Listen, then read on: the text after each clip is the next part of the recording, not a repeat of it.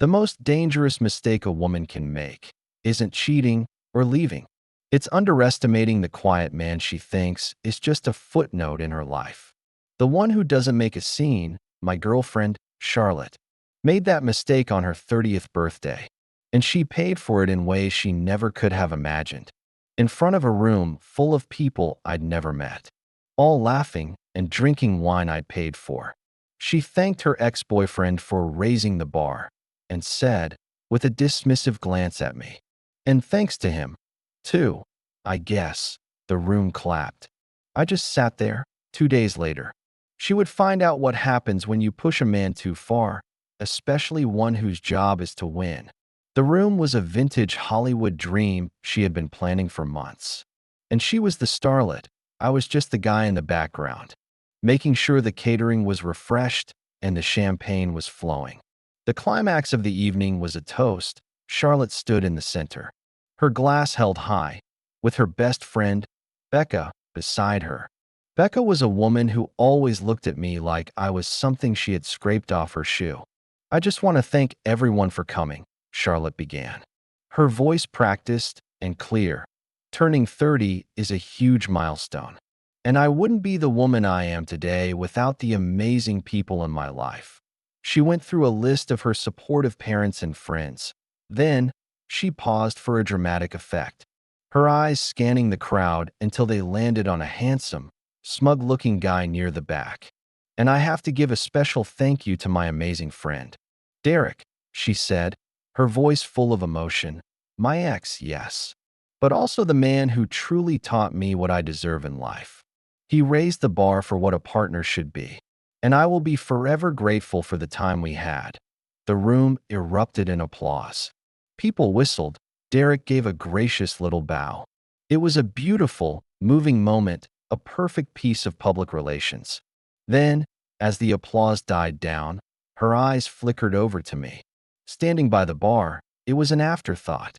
A brief, dismissive glance. "And thanks to him, too, I guess," she said with a little wave of her hand in my direction. A few of her friends tittered. The message was clear, delivered with the precision of a surgical strike in front of 50 people. Derek was the standard. I was the footnote. The guy who was good enough for now, but not good enough to mention by name. I didn't flinch. I just stood there, my expression unchanged, and took a slow sip of my drink. My mind, however, was already in motion. A switch had been flipped in my line of work. You don't get emotional when you're attacked. You get strategic. Charlotte had just launched an unprovoked public attack on my reputation. She thought it was a social power play. She had no idea she had just declared war against a man who runs campaigns for a living. The election season had just begun. Let me be clear, I'm not a victim. I don't get played. I'm a political campaign manager. My job is to win. I take complex, often flawed candidates and build a narrative around them that leads to victory. I do opposition research. I manage messaging. I control the media cycle, and I identify and exploit the weaknesses of my opponents. My entire life is about strategy, perception, and the ruthless execution of a plan. I met Charlotte 8 months ago. I was off-season, completely burned out from the most brutal Senate race of my career. I needed a break from the high-stakes world of politics. I needed something simple. Charlotte was simple. She was beautiful, fun, and uncomplicated. I knew what she was about. Her life was funded by a small trust fund and a series of projects that never seemed to pan out. She was obsessed with her ex, Derek, a man who came from old money and embodied the effortless success she craved. I saw all the red flags. Her constant name-dropping, her casual materialism, her need for public validation. But I wasn't looking for a life partner. I was looking for a temporary distraction, a low-stress personal project while I recharged my professional batteries. I was clear with her from the beginning. I told her I wasn't looking for anything serious. She agreed. The arrangement was simple. I provided the stability and lifestyle she enjoyed, and she provided the fun, easy companionship I needed. It was a mutually understood short-term contract. The problem is, She started to see the arrangement as a permanent position, and her performance, as demonstrated at her birthday party, had become unacceptable. She hadn't just insulted me. She had publicly defined me as inferior in the world of campaigns. That's a narrative you have to kill before it takes root. So, as I stood there, listening to the party hum, I didn't feel hurt. I felt the familiar, exhilarating rush of a new campaign kicking off. My opponent, the Charlotte-Derrick alliance. My objective, a complete and total electoral victory that night. After the last guest had left and Charlotte was passed out in bed, I went into my home office and drew up the campaign plan. Phase 1, Narrative Destabilization. A good campaign starts with a solid foundation of research. You can't defeat an opponent you don't understand. So, for the first 48 hours after the party, I became a one-man opposition research firm. My targets were Charlotte and her sainted ex, Derrick. I started with Charlotte. I already had most of the data I needed for the past 8 months. I had been the primary source of her discretionary funding. I went through my credit card statements, meticulously logging every expenditure. The designer clothes, the $500 dinners with Becca, the spa days, the weekend trips. I wasn't just tracking the money. I was mapping her entire lifestyle ecosystem. I knew her donors, me, her key supporters, her vapid friends, and her core message, a life of effortless luxury. Then I turned my attention to Derrick. He was the ghost in our relationship, the gold standard she constantly compared me to. His public image was flawless. He was the founder of a buzzy tech startup. He drove a vintage sports car, and his Instagram was a curated gallery of his perfect life. But in my line of work, you learn that the shinier the image, the darker the secrets. I hired a freelancer, a digital forensics guy I use for digging up dirt on political opponents. I gave him Derrick's name and his company's name. I didn't want anything illegal. I just wanted a clear picture of his financial and professional reality. While my researcher was digging, I initiated phase 1 of my own plan, narrative destabilization. Charlotte was still blissfully unaware. She thought I had just been in a bad mood at her party. She tried to smooth things over the next day. "You were so quiet last night," she said, pouting. "You didn't even tell me I looked pretty." I just told her I was tired. I let her believe her little power play had worked, that I was the one on the defensive. My first move was subtle. One of the pillars of Charlotte's social standing was a charity committee she was on. It was for a big, glamorous gala that happened every year. She didn't actually do any work. She just liked having her name on the letterhead. I, however, had made a significant donation to the charity in my name a few months prior, a fact she loved to brag about. I called the head of the organizing committee, a woman I knew professionally. I explained that due to some portfolio restructuring, I needed to pull my donation for the year. I was polite, apologetic, and vague. I knew the call would be followed by another call from the committee head to Charlotte asking what was going on with her incredibly generous boyfriend. The fallout was immediate. Charlotte confronted me that evening, her voice shaking with rage. "What did you do?" she demanded. "Cynthia from the committee called me. She said you pulled your donation. You're making me look like a fool." "It was a business decision, Charlotte," I said calmly, not looking up from my laptop. "Market conditions have changed. I'm reallocating my capital." "This isn't about capital," she shrieked. "This is about my reputation. You did this to punish me for what I said at the party." "What you said at the party was just data," I replied, finally looking at her. It helped me reevaluate the return on my investments. The charity gala, it turns out, is a bad investment. This was a calculated move. I was speaking to her in the only language she understood, the language of social currency and status. I had just devalued her primary asset. Phase 2, the ticking bomb. While she was reeling from that, my researcher came back with the gold mine I was hoping for. Derrick's tech startup, Innovate Next, was a complete sham. It had no product, no revenue, and was burning through cash at an alarming rate. Its only funding came from a handful of early investors, mostly friends of his wealthy father. and a series of high-interest personal loans. Derek wasn't a tech genius. He was a trust fund kid playing entrepreneur with other people's money. The report also contained another beautiful detail: Derek's vintage sports car. The one he paraded all over town. It was a lease.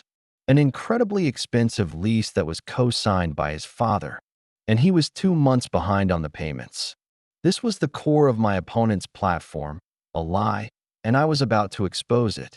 The next phase of the campaign was to take the opposition research and weaponize it.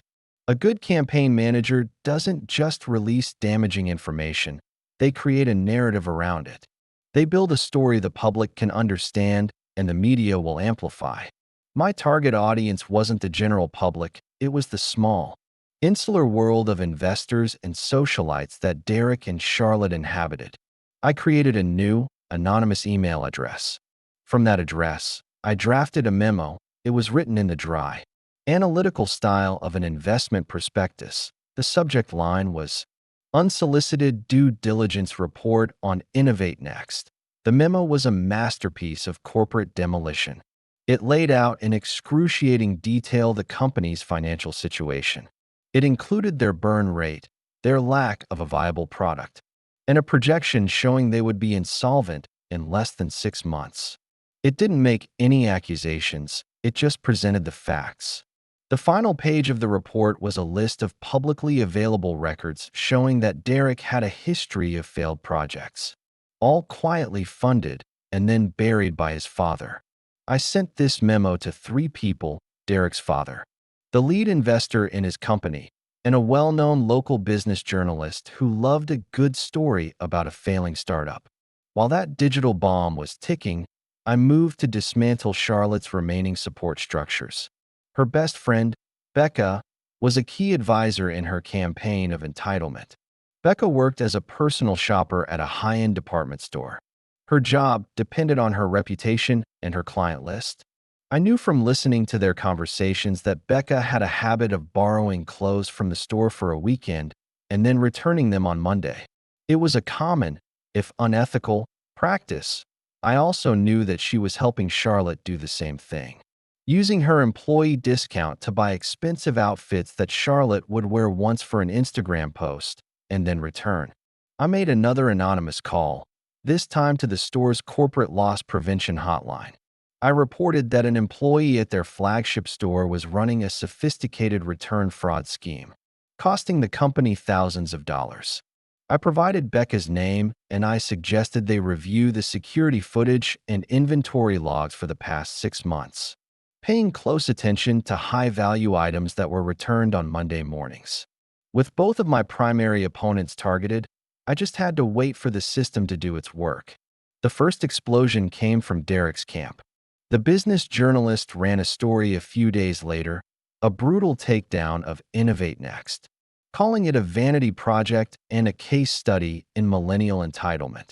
The lead investor, furious that he'd been misled, pulled his funding and threatened to sue.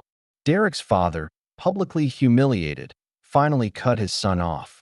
Derek, in a panic, called Charlotte, presumably for support. But Charlotte was dealing with her own crisis. Becca had been fired from her job. The store had indeed reviewed the security footage and found a mountain of evidence. She was not only fired, but the store was also pressing charges for theft. Becca, in her own panic, had immediately blamed Charlotte, telling the store that Charlotte had pressured her into it. The two of them were now locked in a bitter war, accusing each other of being the mastermind. Charlotte's world was imploding. Her social status was gone. Her best friend was now her enemy. And her perfect ex-boyfriend was revealed to be a fraud. She was in a free fall, and she still hadn't realized I was the one who had cut her parachute. She came to me a week after the story about Derek broke. She was crying. Her whole life was falling apart. Derek had dumped her, saying he needed to focus on his problems and that she was a distraction. Becca was threatening to sue her. She was a social pariah. "I don't understand what's happening," she sobbed, sitting on the edge of our couch. "It seems like you're experiencing some market volatility," I said, my voice calm. She looked at me, her eyes full of confusion. Can I just stay here for a little while? She asked, her voice small. No, I said. Our contract has expired. It's time for you to find a new position. I handed her a box. I took the liberty of packing some of your things. She was officially on her own. It has been a month since I initiated the campaign. The final results are in, and it was a landslide victory. After I told her to leave, Charlotte had a complete meltdown. She had no money, no friends, and no prospects. Her parents, who had always enabled her, were dealing with the financial and social fallout from Derek's public implosion and couldn't support her in the style to which she was accustomed. She tried to launch a smear campaign against me. She, and what was left of her friend group, tried to brand me as a cruel, heartless monster who had abandoned her in her time of need. But they had no platform. Their social circles were in ruins. And more importantly, I controlled the narrative. I executed one final move. I gave an exclusive, off-the-record interview to the same business journalist who had exposed Derek. I framed it as the story of a successful private man who had been targeted by a group of social climbers only to uncover a web of fraud and deceit. I didn't name Charlotte, but the details were so specific that anyone who knew the situation knew exactly who I was talking about. The story painted me as the victim who had smartly extricated himself from a bad situation. It was the perfect counter-narrative, and it inoculated me from any of her attacks. 2 days after that story ran, Charlotte showed up at my door. She wasn't angry anymore. She was just broken.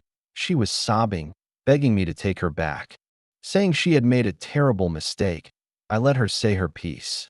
When she was done, I just looked at her. You haven't made a mistake, Charlotte, I said. You've run a terrible campaign. Your strategy was flawed, your messaging was inconsistent, and your key supporters were unreliable. You chose the wrong opponent. She just stared at me, the final, horrifying realization dawning in her eyes. This was you, she whispered. All of it. The story, Derek, Becca. It was all you. I manage campaigns, I said, my voice as cold and flat as a tracking pole. You publicly attacked my character. I treated it as an in-kind donation to my own campaign. I used your attack to launch a counteroffensive. You thought we were in a relationship. We were in an election, and I never, ever lose. I closed the door. That was the last time I ever saw her. I heard from a mutual acquaintance that she had to move back home with her parents. Her trust fund ran out, and she's now working as a receptionist at a dentist's office. Derek is facing multiple lawsuits from his former investors. Becca is still dealing with the legal consequences of her return fraud. My revenge wasn't about yelling or screaming. It was about strategy. It was about taking the tools of my trade and applying them to my personal life.